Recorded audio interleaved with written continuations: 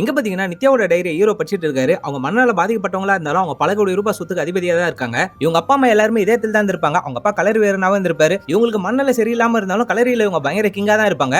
500 ஏக்கருக்கு மேல சொத்து இருந்தாலும் அது எல்லாமே அவங்க அப்பா பேர்ல தான் இருக்கும். அவங்க அப்பாவுக்கு கூட பிறந்தவங்க இருந்தாலும் அவங்க யாருக்குமே குழந்தை இருந்திருக்காது. அதனால இந்த பொண்ணு மேல தான் அந்த மொத்த சொத்துமே இவர் எழுதி இருந்திருப்பாரு. சொத்துக்கு ஆசைப்பட்ட அண்ணன் தம்பிங்களை இவங்க அப்பாவையும் கொண்டுறாங்க. அந்த பழிய தூக்கிட்டு போயிட்டு இவங்க அத்தை பையன் மேலேயும் போட்டுறாங்க. அந்த பையனுமே மனநல பாதிக்கப்பட்டு தான் இருப்பான். இந்த உண்மை எல்லாமே ஒரு டைரியை பார்த்து தெரிஞ்சுக்கிறாரு. மீதி விஷயத்தலாமே அந்த பொண்ணு கிட்ட கொஞ்சம் கொஞ்சமா பேசி அவங்களுக்கு ஞாபகத்துல இருக்க விஷயத்தலாமே சொல்றாங்க. அது மூலமா ஒரு சில விஷயத்தை தெரிஞ்சுக்கிறாரு.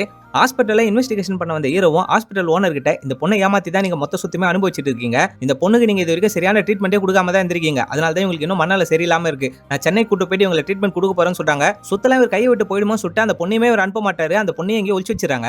இந்த பொண்ணை ஒரு ரூம்ல கட்டி போட்டு வச்சு இருக்கிற கொஞ்சம் ஞாபகத்தையுமே மொத்தமா அழிச்சிடலாம் சொல்லி தான் பிளான் பண்ணுவாங்க. அந்த இடத்துக்கு வந்து ஹீரோவையும் அழிச்சு போட்டுறாங்க. அவரையும் பைத்தியமாக்கலாம் சொல்லி தான் அவர் கரண்ட் ஷாக்கிங் கொடுக்கிறதுக்காக ட்ரை பண்றாங்க.